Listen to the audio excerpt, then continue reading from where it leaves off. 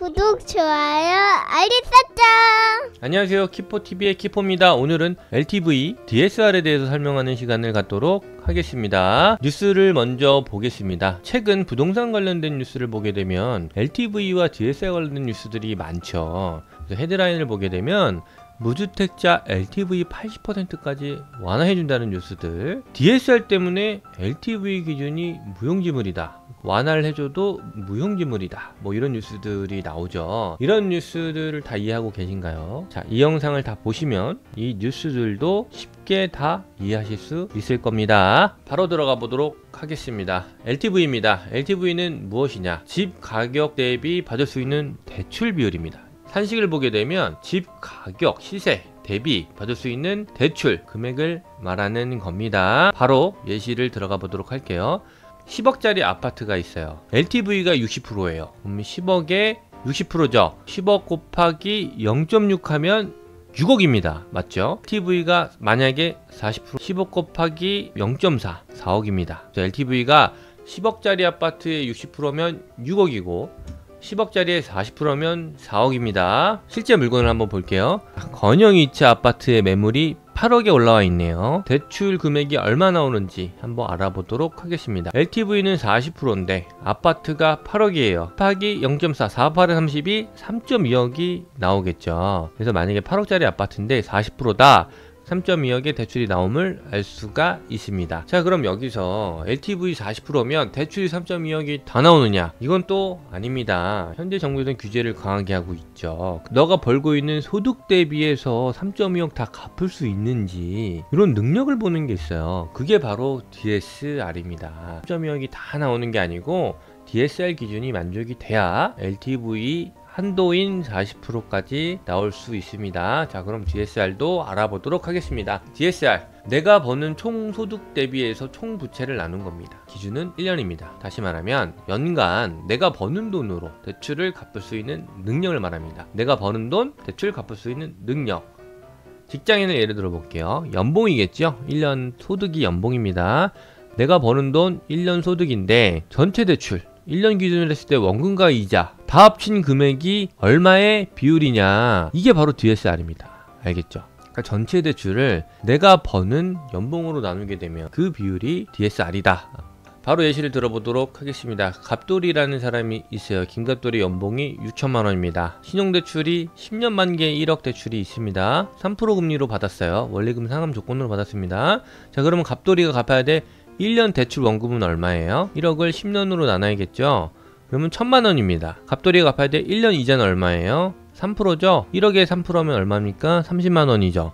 그래서 갑돌이가 10년 만기 1억 대출을 받았을 때 갚아야 될 원금과 이자를 더한 건 1000만원 더하기 30만원, 총 1030만원입니다. 알겠죠? 수식으로 대입을 해보면 갑돌이 연봉이 6천만원인데 갑돌이가 갚아야 될 1년간 원금과 이자가 1030만원이었죠. 6천만원에 1030만원, 17.1%가 나옵니다. 이게 DSR이에요. 6천만원이 내 연봉이다 라고 했을 때 1000만원가량 정도를 빌리면 한 17% 정도가 DSR이 나오는구나, 이렇게 이해를 하시면 됩니다. 자, 그러면 실제 예시를 한번 더 들어볼게요. 만약에 대출을 두 가지 가정이 있다고 가정을 해보겠습니다. 갑돌이 연봉이 6천만원입니다. 근데 대출이 두 가지가 있습니다. 수식을 넣으셔도 되겠지만 부동산 계산기 닷컴 바로 계산기를 두들겨 본다고 가정을 해볼게요. 0.5억짜리 7년 만기 신용대출이 있어요. 또 하나 2.5억짜리 30년 만기 집담보대출이 하나가 있습니다. 그래서 총 두 가지 대출이 있어요. 0.5억 7년 만기니까 7년을 나눠주면 800만원입니다. 원리금이 800만원이에요.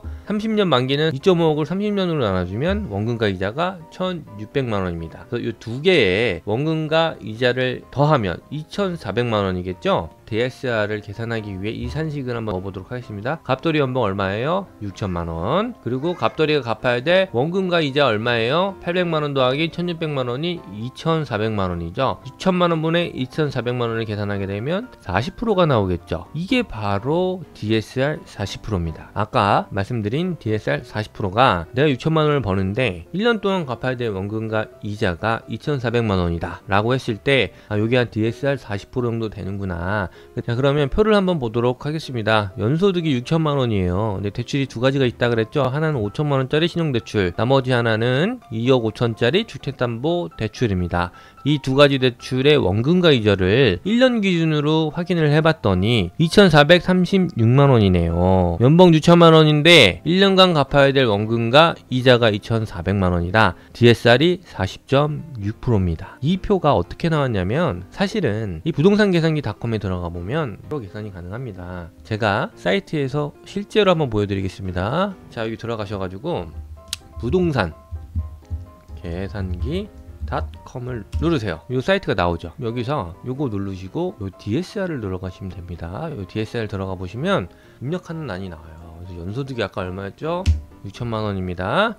신용대출 하나 있었죠? 보통 만기일시로 하니까 이렇게 한번 볼게요. 신용대출을 5천만 원을 받았죠. 기간 얼마였어요? 7년이었죠? 84개월입니다. 금리 3%. 하나 더 있었죠?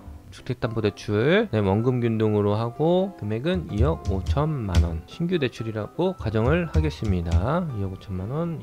30년이었죠? 360개월, 360개월. 이거 3% 그대로 하고 DSR 계산을 누르게 되면 보이세요? 아까 보여드린 표가 나왔죠. DSR 얼마입니까? 40.6%가 나옵니다. 자, 그러면 일단 신용대출 없다고 가정을 하고 한번 DSR을 계산을 해볼까요? 아까 2억 5천만 원이었죠? 22%가 나옵니다. 자, 그러면 모든 대출이 없다고 가정을 하고 아파트를 사려고 해요. 40%짜리 아파트를 보게 되면 2억 5천만 원은 아까 26.2%였으니까 한번 4억을 한번 해볼게요. 똑같이 30년을 계산기를 해봤더니 41.92%네요. 넘었네요. 40%가 대충 한 3억 8천만 원 정도 하면 맞을 것 같은데요. 3억 8천을 누르게 되면 어떻게 되나요? 39.82%가 나옵니다. 이렇게 내 연봉이 6천만 원인데 LTV 한도가 40%다 라고 했을 때 내가 3억 8천 정도를 받을 수 있구나. 이렇게 부동산 계산기닷컴을 통해서 알 수가 있겠습니다. 은행 가셔도 이렇게 똑같이 제가 말씀드린 대로 계산을 해줍니다. 알겠죠?